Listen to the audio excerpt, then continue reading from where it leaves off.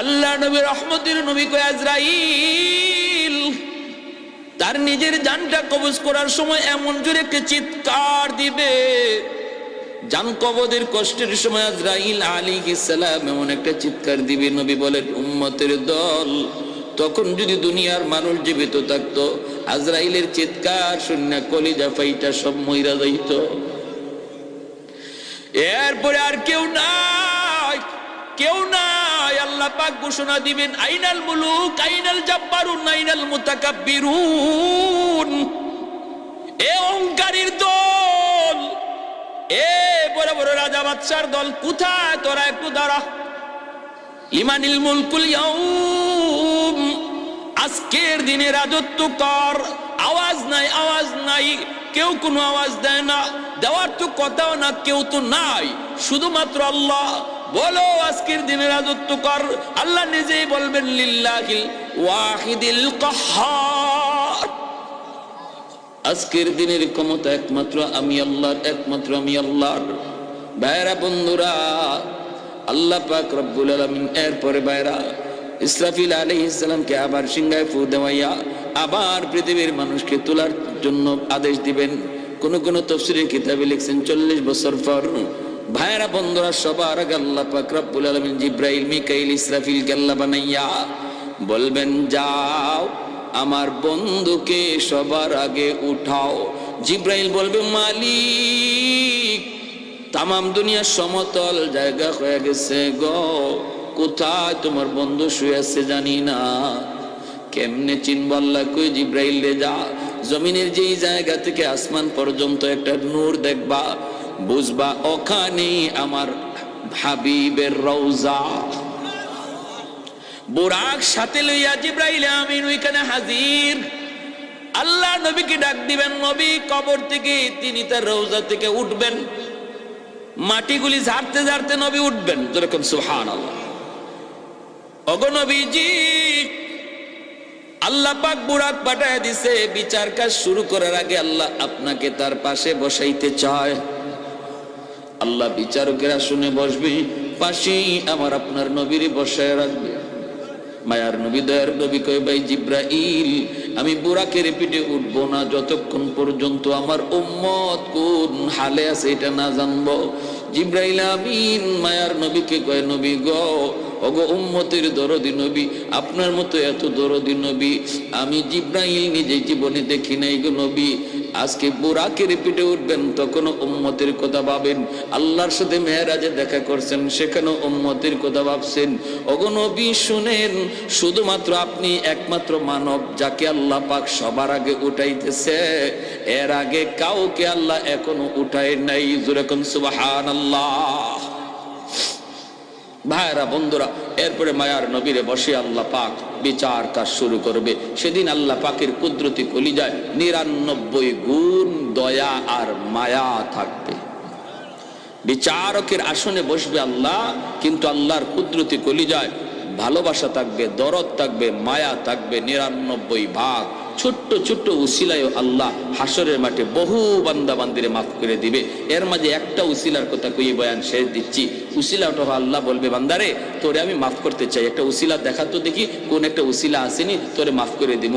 দাকাইকুল আখবার নামক কিতাবে ইমাম গাজ্জালি রহমতুল্লাহি আলাইহি এই হাদিস কেন এনেছেন, তখন আল্লাহ নিজেই কইতেছে কত তুই দুনিয়াতে কোনো একজন হক্কানি আলেমের মজলিসে বসছিলি কিনা, এই উসিলায় আমি তোরে মাফ করে দেব।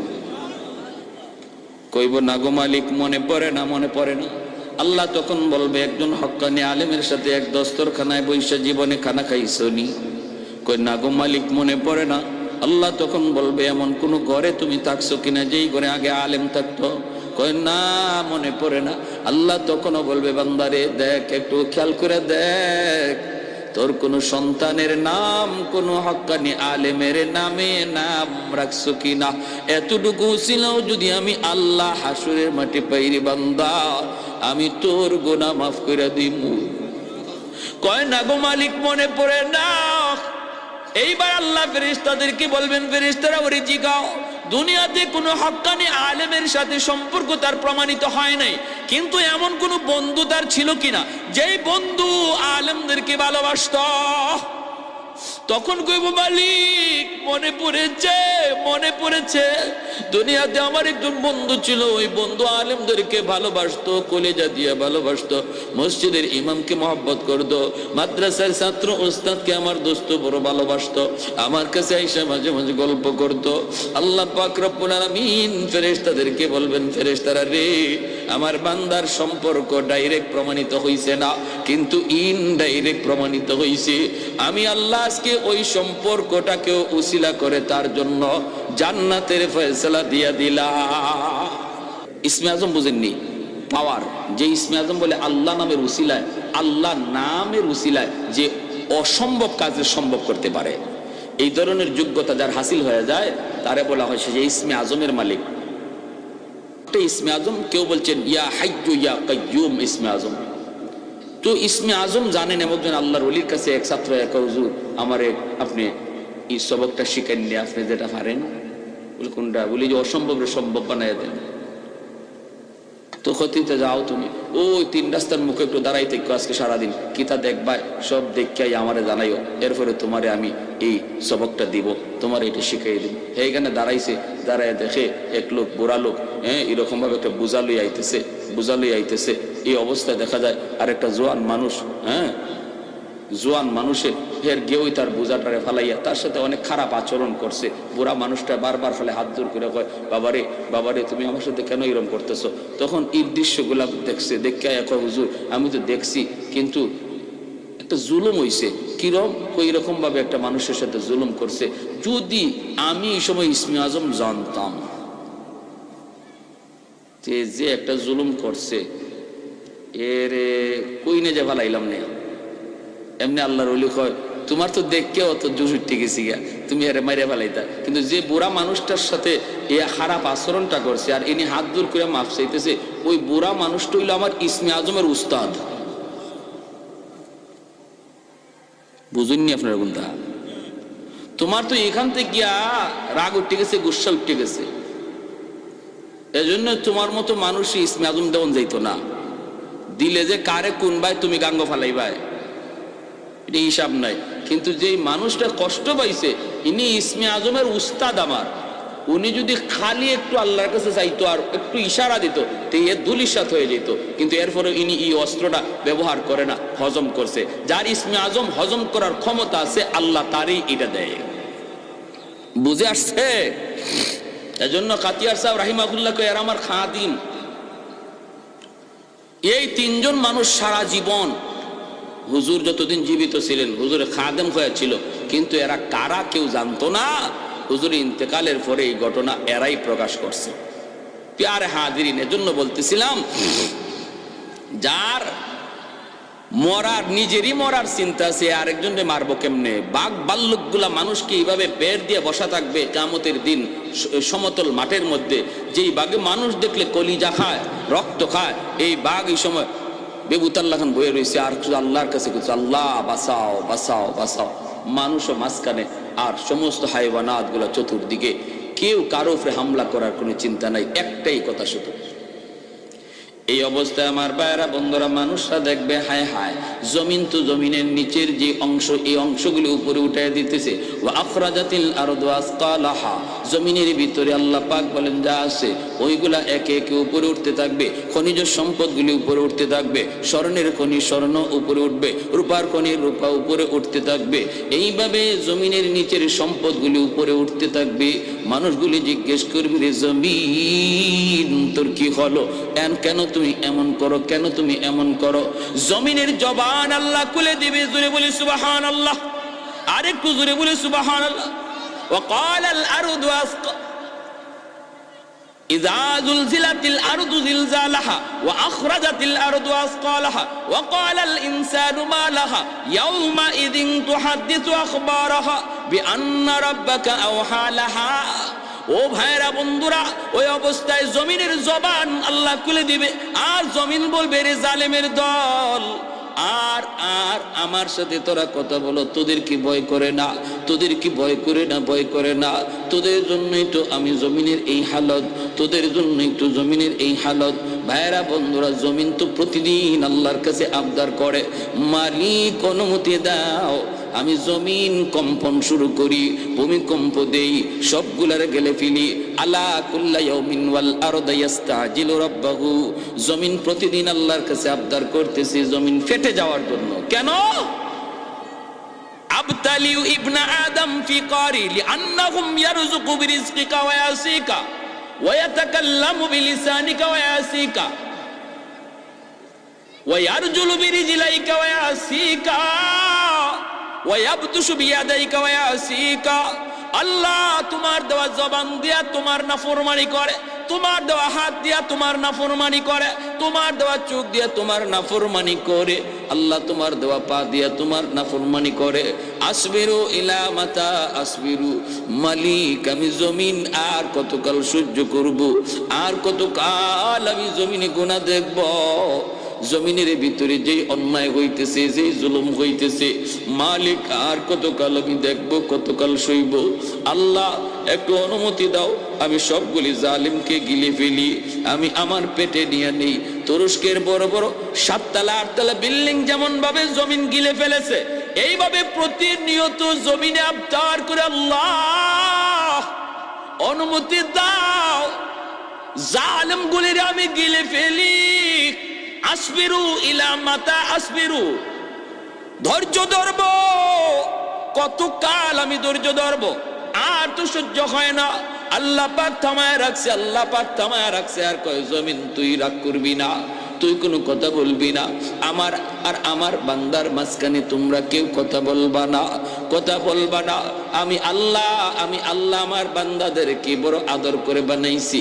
এই মানুষ জাতির আমি আল্লাহ নিজের হাত দিয়া বানাইছি। আসমান আল্লাহ বানাইছেন কুন ফায়াকুন বইলা, জমিন আল্লাহ বানাইছেন কুন ফায়াকুন বইলা, সাগর মহাসাগর আল্লাহ বানাইছেন কুন ফায়াকুন বইলা। কিন্তু মানুষকে আল্লাহ কুন ফায়াকুন বইলা বানাই নাই। খালাকতু বিয়াদাইয়া, আল্লাহ বলে আমার নিজের হাত দিয়া বানাইছি। কারণ এই চেহারার মধ্যে এত দামি কপাল, এই কপাল দিয়া বান্দা আমার কুদরতি কদমে সেজদা দেয়, এই কপাল দিয়া বান্দা আমার কুদরতি কদমে সেজদা দেয়। কখন কোন জায়গায় জানি আমার কোন বান্দা তওবা করে ফেলে চোখের পানি জড়ায়া, কোন মজলিসে যায় আর কোন আলেমের কথা শুই না দিলটা নরম করে জানি তওবা করে ফেলি। রাতে তওবা করলে আমি রাতে কবুল করি, দিনে তওবা করলো আমি দিনে কবুল করি, মানুষকে না শোনায় করলো আমি আল্লাহ কবুল করি। আল্লাহ পাক রব্বুল আলামিনের কাছে তওবা করতে এমপির কাছে যাইতে হয় না, চেয়ারম্যানের কাছে যাইতে হয় না, টাকা পয়সাও খরচ করতে হয় না। এখানে বসে বসে দিলে দিলে যদি আমরা কেউ কই মালিক যা অন্যায় করেছি আর করবো না, আল্লাহ আর গুনাহ করবো না, আমার মনের কথা কেউ শুনে নাই, কেউ শুনে নাই, কিন্তু মনের কথা শুনেছেন কে? মুহূর্তের ভিতরে আল্লাহ পাক আমার নাম গুনাহগারের তালিকা থেকে কাইটা আল্লাহর ওলির খাতায় নাম লিখে দেয়। তওবাকারী তওবা করার সাথে সাথে আল্লাহর ওলি হয়ে যায়, আল্লাহর ওলি, কারণ তার পিছনে কোনো গুনাহ থাকে না। আত্তাইবু মিনাজ যামবি কামান লা যামবা লা, কোনো গুনাহ তার পিছনে থাকে না, কোনো গুনাহ থাকে না। ফাউলাইকা ইউবাদদিলুল্লাহু সাইয়্যাতিহিম হাসানাত, আল্লাহ বলে তওবাকারীর তওবা কবুল কইরা আমি আল্লাহ তার পিছনের সব গুনাহকে নেকি দ্বারা বদলায়া দেই। এজন্য তওবাকারীর আমল নামায় গুনাহ থাকে না, শুধু তা না, নেকি যা আসিল এগুলা গুনাহের নেকি দিয়া বদলানির কারণে নেকি আরো বাইরে যায়, নেকি আরো বাইরে যায়। এজন্য আল্লাহ ইন্নাল্লাহা ইউহিব্বুত তাওয়াবিন ওয়া ইউহিব্বুল মুতাতাহহিরিন, মুতাতাহহিরিনের কথা পরে নিছেন, তাওয়াবিনের কথা আগে আনছেন। আল্লাহ মহব্বত করেন তাওয়াবিনকে, মুতাতাহহিরিনকে। কেন? মুতাতাহহিরিন তো যে কোনো গুনাহই করলো না, তার ভালোবাসার কথা পরে নিলেন। তাওয়াবিন তো যে গুনাহ করলো, তওবা করলো, তার ভালোবাসার কথা আগে নিয়ে আসলেন। সুবহানাল্লাহ, জোরে বলুন। প্যারে হাজিরিন, এজন্য বলি জমিন এরকম ভাবে বলবে, মানুষগুলি সব কলিজা ফেটে মারা যাবে, কিছুই থাকবে না, সবগুলি মারা যাবে। একে একে আসমান ফেটে পড়বে, আসমানগুলি কি হবে? সাগর মহাসাগরে পড়বে, নক্ষত্রগুলি খসে খসে পড়বে, সাগর মহাসাগরগুলি অগ্নিতে পরিণত হয়ে যাবে, পানি আর পানি থাকবে না। 3 ভাগের ভিতরে 2 ভাগই পানি আর 1 ভাগ খালি মাটি। বুঝেন, আমরা পানির উপরে ভাসতেছি দুনিয়াটা, আর চতুর্দিকে খালি পানি, 2 ভাগই পানি। এই অবস্থায় পানির মধ্যে নক্ষত্রগুলা খসে খসে পড়বে, আর সাথে সাথে সাগরের পানি আগুন হয়ে যাবে। সুবহানাল্লাহ। এরপরে আল্লাহ পাক রব্বুল আলামিন সব শেষ করার পর আসমান ভেঙে যাবে, দ্বিতীয় আকাশ তৃতীয় আকাশ ভাঙবে, ফেরেশতাদেরকেও বলবে, জিব মালাকুল মউত আজরাইলকে, ফেরেশতাদের জান কবজ করো, ফেরেশতারাও শেষ। এরপর আল্লাহকে বলবে, আজরাইল কে আছে? আর আল্লাহ, তোমার সম্মানিত 4 জন ফেরেশতা ছাড়া কেউ নাই, জিব্রাইল, মিকাইল, ইসরাফিল, আমি আজরাইল। আল্লাহ পাক বলে, রে আজরাইল, তুমি ওই 3 জনের জানও কবজ করে ফেলো। আজরাইল আলাইহিস সালাম জিব্রাইল, মিকাইল, ইসরাফিলের জানও কবজ করে ফেলবেন। এরপর আল্লাহ কইব, আজরাইল আর কে বাকি আছে কও? মালাকুল মউত আজরাইল তখন কই, মালিক, নিচে তোমার গোলাম আজরাইল, উপরে তুমি মালিক, আর কেউ নাই। আল্লাহ বলবে, আজরাইল নিজের জানটাও নিজে নিয়ে নাও। উলামায়ে কেরামের কদর, মাদ্রাসার কদর তোমরা যদিও না বুঝো, আসমান জমিনে আর যত প্রাণী আছে ওরা কিন্তু তাদের কদর বুঝে, তাদের মূল্য বুঝে। এমনকি জঙ্গলের বাঘ ভাল্লুক, গর্তের পিপিলিকা, পানির নিচের মাছটা পর্যন্ত আলেম ওলামার কদর বুঝে, আলেম ওলামার কদর বুঝে, মাদ্রাসার কদর বুঝে। কারণ ওই পানির নিচের মাছ, গর্তের পিপিলিকা কয়, মালিক, জমিনে যতদিন আলেম থাকবে ততদিন জমিনে মানুষ তোমাকে চিনবে, তোমার নাম জমিনে উচ্চারণ হবে, আর জমিন তুমি টিকায় রাখবা। আর জমিন টিকে থাকলে আমি মাছ বেঁচে থাকবো, আমি গর্তের পিপিলিকা বেঁচে থাকবো। অতএব আমি যে গর্তের পিপিলিকা বেঁচে আছি, এটা উলামায়ে কেরামের উসিলায়। আমি যে পানির নিচের মাছ এখনো স্বাধীনভাবে ঘুরি, আলেম উলামার উসিলায়, মাদ্রাসার উসিলায়। ও মালিক, জগতে জমিনে উলামায়ে কেরামের হায়াত তুমি বাড়ায় দাও। জুড়ে বলি সুবহানাল্লাহ। গর্তের পিপিলিকা, পানির নিচের মাছ পর্যন্ত উলামায়ে কেরামের হায়াতের জন্য দোয়া করে। আর আমরা যত পারি খালি ফেসে ফেলাইতাম। মাছে দোয়া করে আলেমদের জন্য, পিপিলিকা দোয়া করে আলেমদের জন্য, গাছের পাতারা পর্যন্ত দোয়া করে উলামায়ে কেরামের জন্য। আল্লাহ নবী বলেন, এই সূক্ষ্ম কথাটি যদি তোমরা নাও বুঝো, আসমান জমিনের আর যত প্রাণী আছে ওরা বুঝে, বিধায় ওরা উলামায়ে কেরামের জন্য দোয়া করে। ভাইরা বন্ধুরা, গর্তের পিপিলিকা শুধু নয়, গাছের পাতারা পর্যন্ত একজন আলেমের জন্য দোয়া করে, উলামায়ে কেরামের জন্য দোয়া করে। এজন্য ভাইরা মনে রাখবেন, যতদিন পর্যন্ত জমিনে উলামায়ে কেরাম থাকবে ততদিন পর্যন্ত আল্লাহ পাক আমাকে আপনাকে বাঁচায় রাখবে।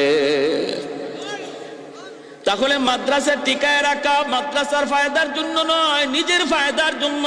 আমি মাদ্রাসা টিকায় রাখছি বিষয়টা এমন নয়, বরং মাদ্রাসার খাতিরে আল্লাহ আমাকে টিকায় রাখছে।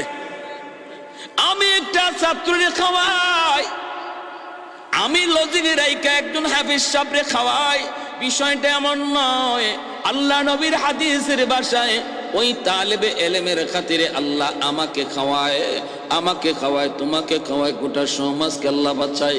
ভাইয়েরা বন্ধুরা, যদি উলামায়ে কেরাম না থাকতো রে ভাই, উলামায়ে কেরামের কদর যদি এখনো বাংলাদেশি এই পরিমাণে না হইতো, যেইভাবে আপনারা দিল থেকে মহব্বত করেন, যদিও একটা শ্রেণী উলামায়ে কেরামকে ভালো পানের বিদ্বেষ অন্তরে রাখে, কিন্তু এই দেশের সাধারণ মানুষ তারা উলামায়ে কেরামকে অন্তর দিয়ে ভালোবাসে, অন্তর দিয়া ভালোবাসে, অন্তর দিয়া ভালোবাসে।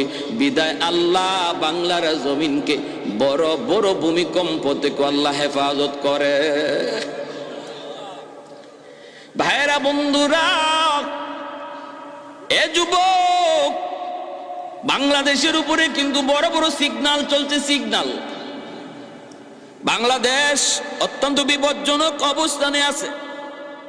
7.9 মাত্রার ভূমিকম্পে তুরস্ক ধ্বংসস্তূপ। বাংলাদেশেও কয়েক বছর আগে ফজরের আগের 7 মাত্রার ভূমিকম্প হয়েছিল, মাত্র কয়েকটা সেকেন্ড, স্থায়িত্ব বেশি ছিল না। কিন্তু এই অল্প সময়ের ভূমিকম্পেও বিভিন্ন দেশ, এই মাত্রার ভূমিকম্পের দ্বারা বিভিন্ন দেশ ধ্বংসস্তূপে পরিণত হয়েছে। ইতিহাস সাক্ষী তাইওয়ানের ধ্বংসস্তূপ ছিল অল্প সময়ের ভূমিমাত্রার ভূমিকম্পের কারণে, কিন্তু বাংলার জমিনকে আল্লাহ বাঁচায় রাখছে, হেফাজত করেছে। ওই ভূমিকম্পে এতটা ক্ষতি বাংলাদেশে হয় নাই। কারণ হলো ওই সময়টা ছিল তাহাজ্জুদের টাইম, আমি আপনি ঘুমাচ্ছিলাম, কিন্তু বাংলার টেকনাফ থেকে তেতুলিয়া পর্যন্ত লক্ষ লক্ষ মাদ্রাসার লক্ষ লক্ষ কোরআনের পাখিরা কোরআন তেলাওয়াতে মগ্ন ছিল। আরেকটু জোরে বলি সুবহানাল্লাহ। আহাদুল লাইসা কামিসলি সামাদুল লাইসা কাফাদলি লিমানিল মুলকু তুগুইতু সাজাওয়ার খুদাই লিমানিল মুলকু তুগুইতু সাজাওয়ার খুদাই তো খুদাওয়ান্দে ইয়ামিনি তো খুদাওয়ান্দে ইয়াসারি তো খুদাওয়ান্দে জমিনি তো খুদাওয়ান্দে সামাই तू रहीमी तू करीमी तू समीई तू बसीरी तू मुइद्दी तू मुजिल्ली तू मलिकिल अर्शी बजाई बरी अज खुरदन अखुफ्तन बरी अज तहमत मरदन बरी अज बीम उम्मीदी बरी अज रंज बलाई। अल्लाहु আকবার। ভাইরা বন্ধুরা, জন্য বলতেছিলাম কিয়ামত হবে না যতক্ষণ পর্যন্ত জমিনে আল্লাহ বলার লোক থাকবে, ঠিক কিনা? আল্লাহ নবী রহমতের নবী বলেন, ভাই জিব্রাইল, আমার ইন্তেকালের পর তুমি কি জমিনে আর আসবা? জিব্রাইল আমিন কই নবী গো আসবো, কিয়ামতের আগে আমি জমিনে আসবো। আল্লাহর কালাম যতদিন জমিনে থাকবে ততদিন কিয়ামত তো হবে না, কোরআনের আওয়াজ যতদিন চলবে কিয়ামত তো হবে না। এজন্য আমি কিয়ামতের আগে আসব, আইসা কোরআনের কালো কালো হরফগুলি উঠায় নিব। বাংলার মুসলমান কোরআন শরীফ খুলবে, কইলা দেখবে হরফ নাই। ভারতের মুসলমান কোরআন খুলবে, কইলা দেখবে হরফ নাই, কালো কালো লেখা নাই। আরবে খবর লাগাবে, সেখানেও বলবে কোরআন আছে কিন্তু কোরআনের লেখা নাই, কোরআনের হরফ নাই। কেন? কারণ ওই জমানায় মানুষগুলি কোরআনের কদর ছেড়ে দিবে, কোরআনকে তারা ভুলে যাবে, ঘরে কোরআন তেলাওয়াত হবে না, মাদ্রাসাগুলো একে একে বন্ধ হয়ে যাবে, মানুষ ওয়াজ মাহফিল ছেড়ে দিবে, গান বাজনার আয়োজন চলবে, নর্তকী আনবে। এই ভাইয়েরা যখনই আল্লাহর কালামের কদর জমিনের মানুষ করবে না, তখনই আল্লাহ পাক বলবে, জিব্রাইল যাও আমার কোরআন থেকে আমি মাওলার কালাম আমার কথাগুলি উঠায় আনো। আল্লাহ পাকের ইশারায় কোরআনের হরফগুলি সব আল্লাহ পাক কুদরতি ভাবে উঠায় নিবে, তখনই দুনিয়ার হায়াত শেষ। তাহলে কোরআন যতদিন আছে ততদিন জমিন আছে, কোরআন যতদিন আছে ততদিন আমি আছি। আল্লাহ আসমানি জমিনি গজব থেকে হেফাজত করবে, ঠিক না? ওয়ানুনাজ্জিলু মিনাল কুরআন মা হুয়া শিফাউন ওয়া রাহমাতুল লিল মুমিনিন।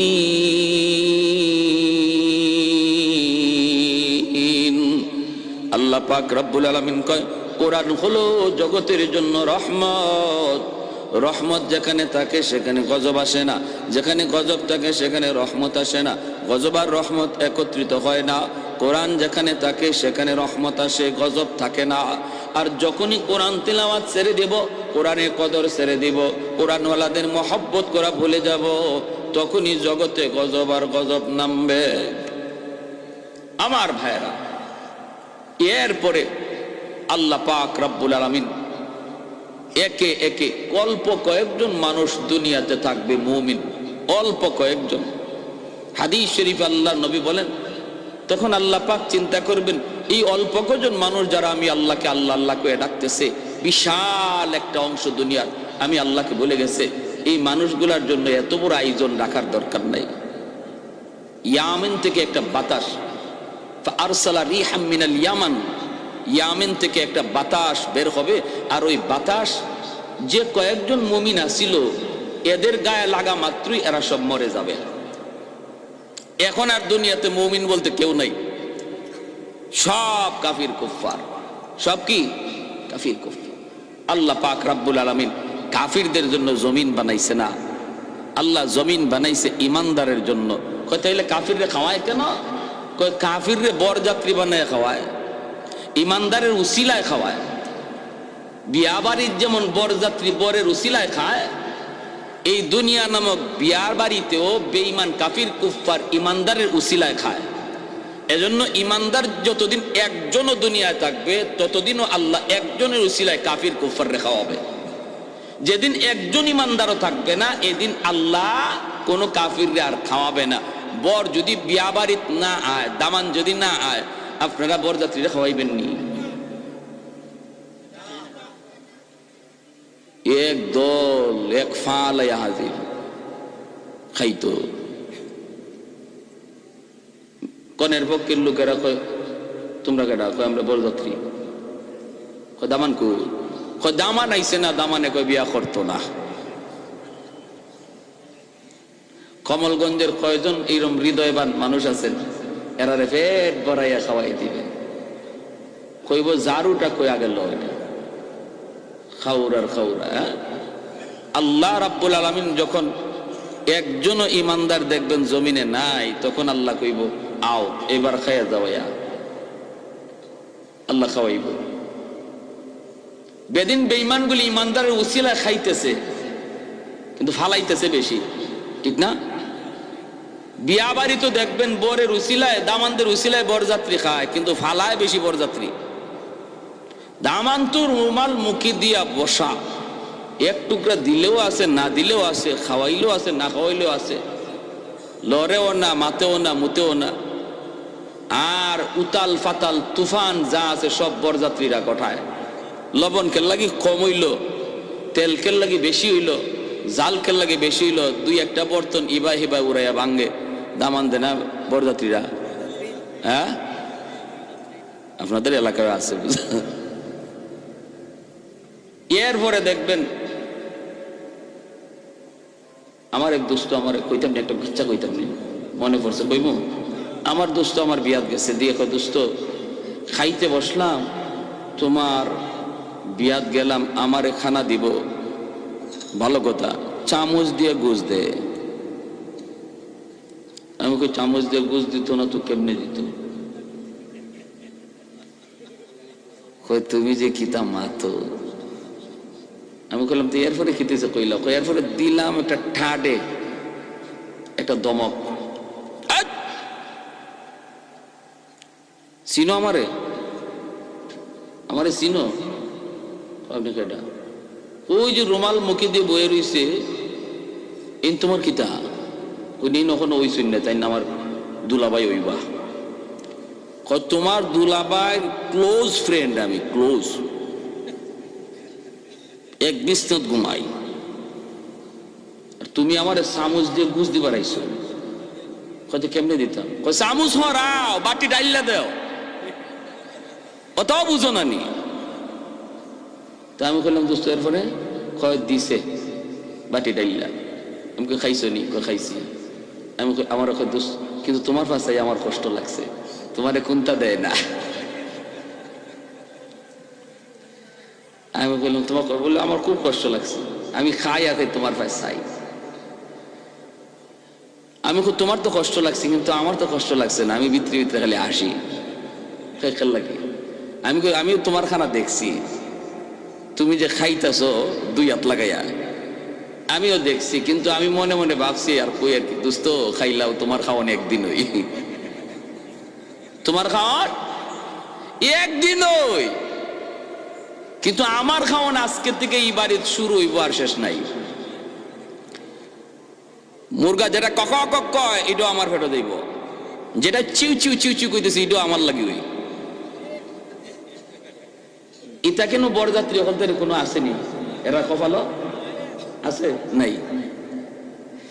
এমনি আমি বললাম যে ঠিক আছে দোস্ত। এরপরে আমি কি করলাম, আমি এই জন্য আমি মনে করি কষ্ট নেই, আমি কোনো কষ্ট পাইছি না। কারণ ইমানদার মুমিনের জন্য আল্লাহ পাক রব্বুল আলামিন এই দুনিয়াটারে বিয়াবাড়ি বানায় পাঠাইছে। আর বেদিন বেঈমান কাফির কুফাররে কইছে তোরা বরযাত্রী, ইমানদার হলো দামান। আর এটা হইলো বিয়ার একদিন। এই একদিন নামক দুনিয়ার হায়াতে বেদিন বেঈমানগুলি তোদের মন যা চায় তোরা খাইয়ালা, আর এরপরে তোদের খানা তোদের কপালে নাই। আর আমাদেরকে বলছে তোমরা দামানদের মতো রুমাল মুখে দিয়ে কম খাও, আজকে একদিন তোমাদের খাওয়ার দিন না। আজ তোমরা আইসো মালিকের সাথে সম্পর্ক তৈরি করার জন্য। এই বাড়ির মালিকের সাথে সম্পর্ক তৈরি হয়ে যাবে, এরপরে তোমার খানা শুরু হবে আর শেষ নাই, সেটা হবে জান্নাতের খানা।